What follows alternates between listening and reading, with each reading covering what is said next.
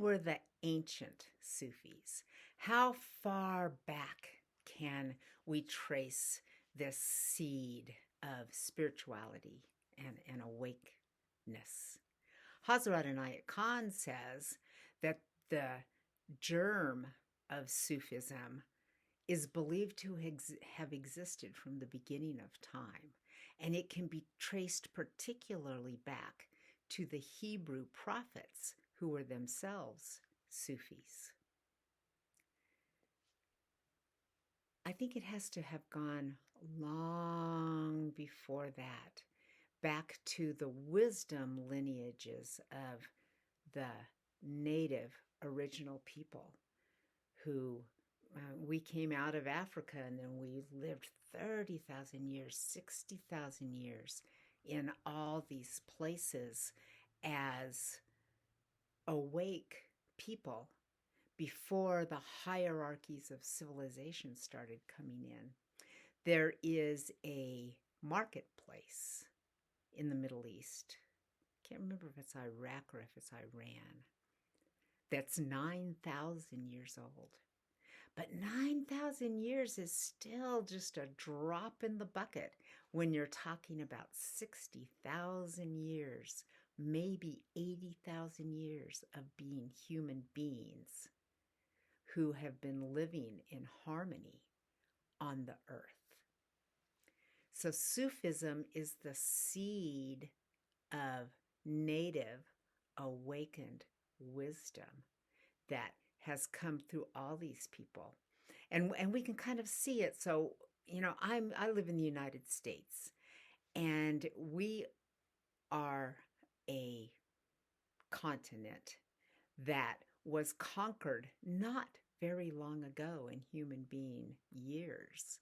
And there are still native tribes available who have managed to maintain their wisdom connections, their connections back through all of their ancestors that brought their stories and their spiritually alive knowledge.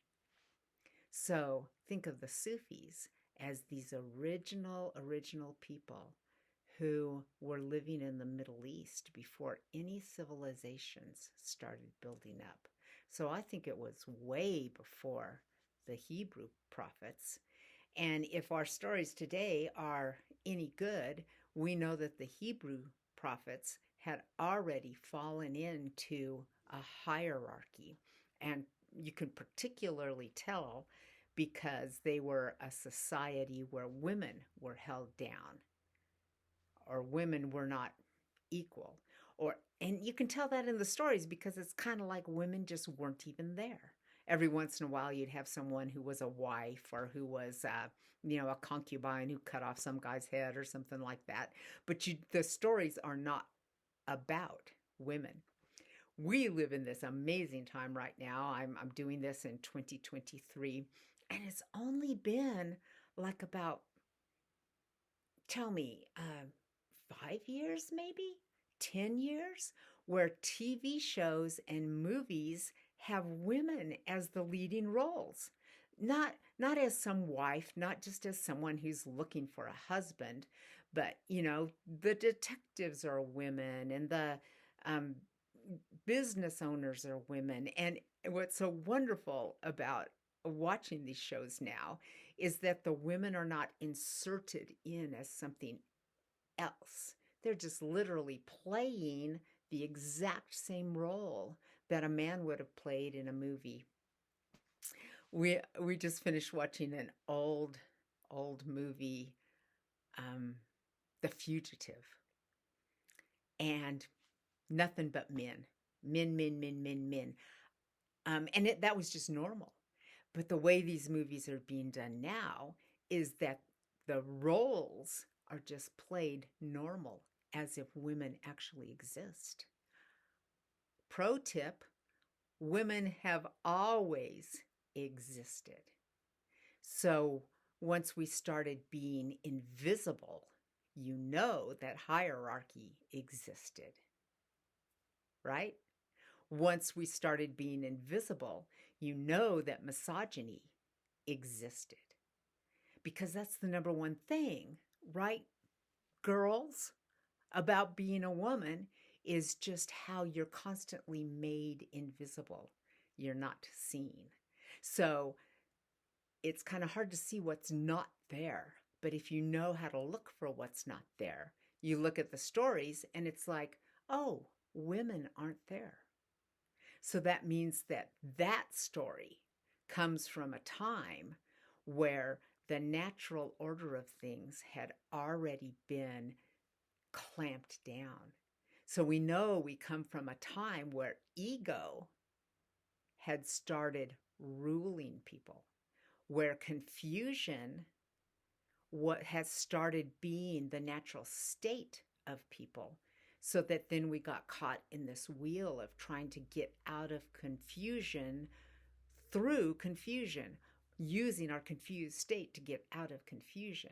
And that's what brings in all these hierarchies. So it's not that women are so much better.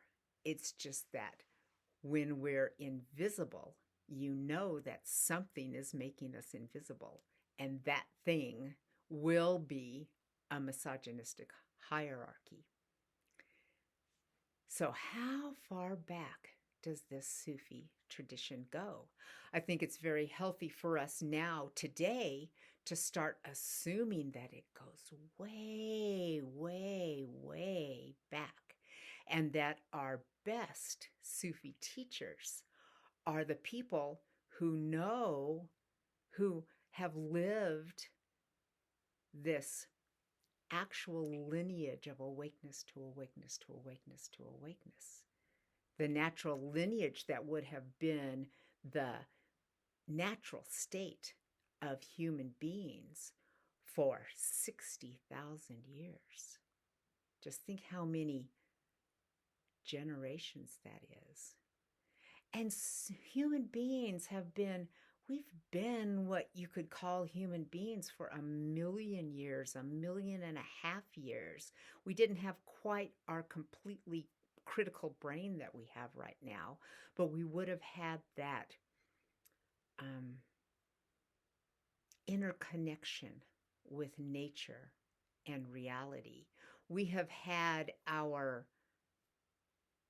social structures where we help each other for a long, long time, way before written word.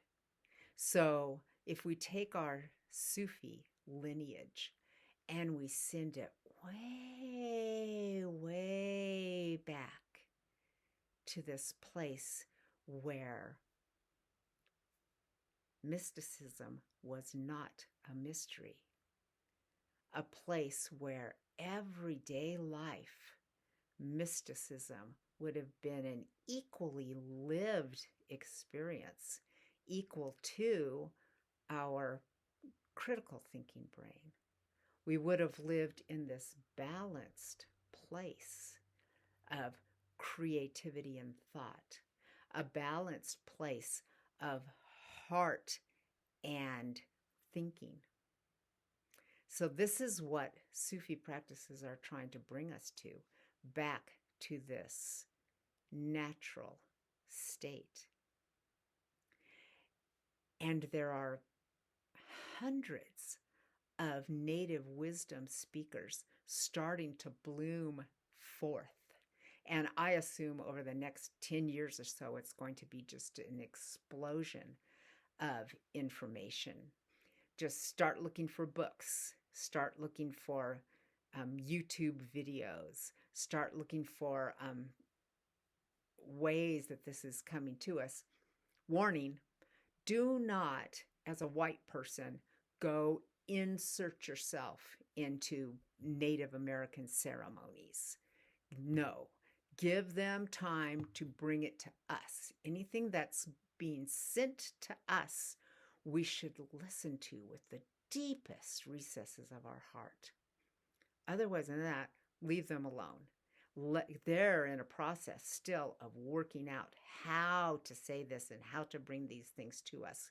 We can buy the information, consume the information, pass it back and forth, talk about it, try to understand it as much as possible. That's what we can do to make it happen. On my website, I have a nice reading list where I'm putting the really good stuff that I'm finding. And these teachers are Sufi teachers as well. They don't have to actually have a Sufi lineage. They have the lineage back to the earth. They have the lineage back to the time when human beings were spiritually alive and knew their purpose in life. So we can start enjoying and learning from what they're bringing to us. That's our job, to learn from it and to help them bring it. So this is how long I think Sufism goes back, all the way. And of course, all the spiritual traditions really do, right?